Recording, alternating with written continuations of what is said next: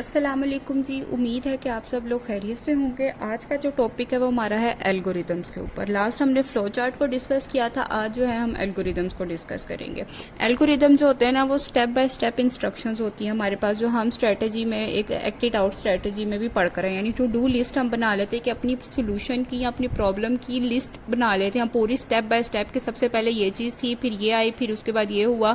इसको यानी step by step हम लिख लेते हैं। और एल्गोरिदम जो होता है ना वो नेचुरल लैंग्वेज यानी इंग्लिश लैंग्वेज में लिखे जाते हैं, और ये ह्यूमंस जो हैं यानी कोई भी इसको इजीली अंडरस्टैंड कर सकता है। इसको रीड करते हैं। An algorithm is a set of step to solve a problem. यानी ये सेट ऑफ स्टेप्स होते हैं। स्टेप्स में हम जो है ना एक सेट बना लेते हैं इसका, उसमें ना इसको हम सॉल्व करते हैं। इसके बाद वो कहते हैं it is written in natural language so it is easily understandable by humans. यानी ये नेचुरल लैंग्वेजेस में लिखा जाता है और इसको इजीली ह्यूमंस जो है ना वो अंडरस्टैंड कर सकते हैं। इसके लिए आपको कोई खास फैंसी किस्म की लैंग्वेज की जरूरत नहीं होती, सिंपल इंग्लिश लैंग्वेज में ये लिखा जा रहा होता है। ठीक है, इसकी एग्जाम्पल है solve the problem of preparing T. अब जी हमारे पास हमने एक प्रॉब्लम है कि हमने ना चाय बनानी है, तो उसका एल्गोरिदम हमने लिखना है। अब आपको पता है कि चाय बनाने के लिए क्या क्या चीजें आपको चाहिए होती है। केटल चाहिए होता है, दूध, चीनी, पत्ती और पानी आपको चाहिए होता है। ठीक है, तो देखते हैं कि हम इसको स्टेप बाय स्टेप हम इसका चाय बनाने का जो है ना प्रोसीजर लिख देंगे। सबसे पहले ये भी स्टार्ट सिंबल से स्टार्ट होगा जिससे हमारा फ्लो चार्ट स्टार्ट होता है। उसके बाद ये हम क्या करेंगे, टेक अ केटल लेंगे यानी कोई भी देगची या पतीली लेंगे। उसके बाद क्या करेंगे, पोर वाटर इन इट, उसमें पानी डालेंगे। पानी डालने के बाद क्या करेंगे, put the kettle on fire, kettle को जाके आग पे रख देंगे यानी आग जला देंगे। Add sugar, tea leaves and milk, उसमें शुगर, टी लीव्स यानी चाय पत्ती और दूध ऐड करेंगे। वेट टिल इट बॉयल्स, उसके बॉयल होने का इंतजार करेंगे। Remove the kettle from fire, fire से केटल को हटाएंगे और यहाँ पे क्या हो जाएगा, हमारा एल्गोरिदम एंड हो जाएगा। यानी हमने देखा कि हम स्टेप बाय स्टेप किस तरह चाय बना सकते हैं। हमने इसकी पूरी रेसिपी यहाँ पे लिख दी कि सबसे पहले हमें क्या चाहिए होता है, केटल चाहिए होती है, फिर हम उसमें पानी डालते हैं, फिर पानी के साथ जो है वो केटल को किस में रख देते हैं, चूल्हे पे रख देते हैं। फिर चूल्हे पे रखने के बाद उसमें हम क्या डालते हैं, शुगर, टी लीव्स और मिल्क ऐड करते हैं। फिर हम इंतजार करते हैं कि जब तक उसको बॉयल ना आ जाए, फिर रिमूव कर देते हैं हम केटल फायर से और फिर क्या कर देते हैं, अपने एल्गोरिदम को एंड यानी एंड हो गया।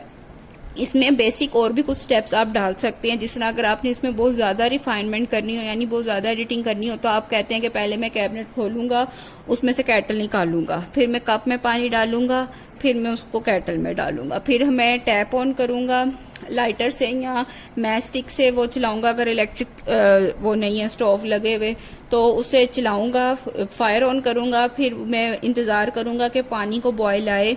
उसके बाद मैं शुगर, टी लीव्स और मिल्क डालूंगा, फिर मैं उसको पकने इतने मिनट यानी 15 मिनट या 8 मिनट उसके पकने का इंतजार करूंगा। फिर केटल को उतारूंगा, चाय कप में डालूंगा और फिर मेरा एल्गोरिदम क्या होगा, कंप्लीट होगा। ठीक है, तो ये इट्स अप टू यू कि आप किस तरह इसको इजीली अंडरस्टैंड कर सकते हैं। बेसिक स्टेप आपने लिख दिए जिससे ये पता चल रहा है कि चाय बनती कैसे है। ठीक है जी, इसके बाद ये आ जाता है यूज ऑफ एल्गोरिदम। अब एल्गोरिदम का यूज क्या है हमारे पास, we can solve certain problem with the help of computer. वो कहते हैं कि हम बहुत सी ऐसी प्रॉब्लम्स हैं जो कि हम कंप्यूटर के साथ सॉल्व कर सकते हैं। For that purpose we first formulate an algorithm for a problem. तो कहते हैं इसके लिए क्या है कि जोन सी प्रॉब्लम है उनके लिए क्या करते हैं कि पहले हम एक एल्गोरिदम बनाते हैं अपनी प्रॉब्लम का, और फिर हम उस एल्गोरिदम को ना ट्रांसलेट कर देते हैं set of instruction for a computer. यानी फिर हम उसमें उसको कंप्यूटर को बता देते हैं कि आप ये स्टेप को परफॉर्म करते हुए हमारी प्रॉब्लम को सोल्व कर दो। जब हमारे पास एक लिस्ट में चीज लिखी हुई होगी तो उसको आगे डिफाइन करना हमारे लिए ईजी हो जाता है। Usually an algorithm takes an input and then processing produce some output. ठीक है, ये भी सेम उसी तरह काम करता है कि हम यूजर से डाटा लेते हैं, उसके ऊपर प्रोसेसिंग करेंगे, उसके बाद कोई ना कोई आउटपुट हम दे देंगे। जिस तरह फ्लो चार्ट होता है कि इनपुट ली, उसके बाद हमने उसकी प्रोसेसिंग की और फिर उसकी क्या कर दी, आउटपुट प्रोवाइड कर दी। तो ये क्या है कि आप जिस तरह उसमें भी हम क्या कर रहे थे, पिक्टोरियल रिप्रेजेंटेशन कर रहे थे, सेम उसी तरह जिस तरह हम स्टेप बाय स्टेप पिक्चर में बना रहे थे, एक एक चीज के सिंबल में हम लिख रहे थे। इसमें क्या होगा कि हम सिंपल स्टेप 1, स्टेप 2, स्टेप 3 करके लिख देंगे, या 1 2 3 की हेडिंग दे के काउंटिंग लिख के हम उसको इंग्लिश में लिख देते हैं। अच्छा जी, इसके बाद वो कह रहे हैं कि आपको पता है कि वर्ड एल्गोरिदम जो है ना वो आया हुआ है, अरेबिक राइटर ने लिखा था, मोहम्मद इब्ने मूसा अल वाज मी, ठीक है। तो इसका ये आपने याद रखना है, ये नाम के अरेबिक राइटर था, राइटर का नाम आपने याद रखना है, ये एक एमसीक्यूज आपके लिए बन सकता है, ठीक है जी। Next step, role of algorithm in problem solving. अब देखें, हम देखते हैं कि रोल क्या है प्रॉब्लम सॉल्विंग में एक एल्गोरिदम का। An algorithm has a vital role in problem solving it is provide a step by step guide. वो कहते हैं कि एक बहुत अहम किरदार अदा करता है प्रॉब्लम सॉल्विंग में एल्गोरिदम, क्योंकि ये हमें step by step guide provide कर रहा होता है। यानी हम स्टेप बाय स्टेप देख रहे होते हैं कि हमने क्या करना है। जिस तरह हमने चाय बनाने का देखा कि हम कैटल ले रहे हैं, पानी डाल रहे हैं, आग पे रख रहे हैं, यानी हमें स्टेप बाय स्टेप हर चीज इसमें बताई जा रही होती है। It is a complete description of a solution. ये एक किस्म की मतलब डिस्क्रिप्शन है, आप पूरी की पूरी उसकी लिख देते हैं कि ये चीजें हैं और ये प्रॉब्लम है और इसकी ऐसे सोल्यूशन बनेगा।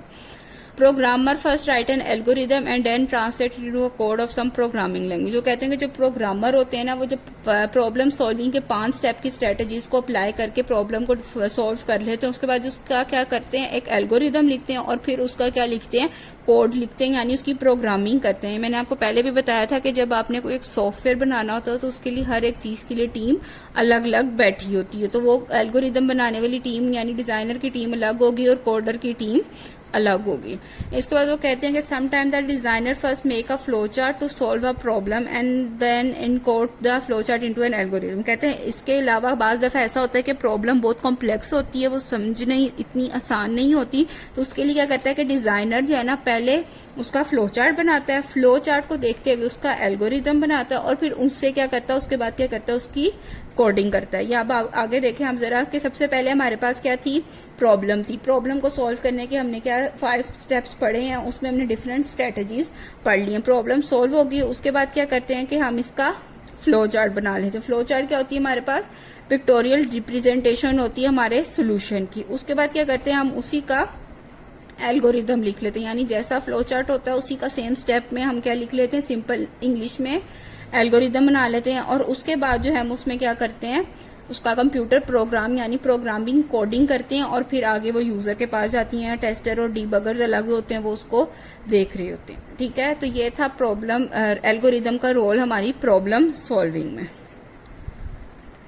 Thank you for watching this lecture. Learn and write all in short on loose sheet and do solve the MCQs on your notes. Allah Hafiz.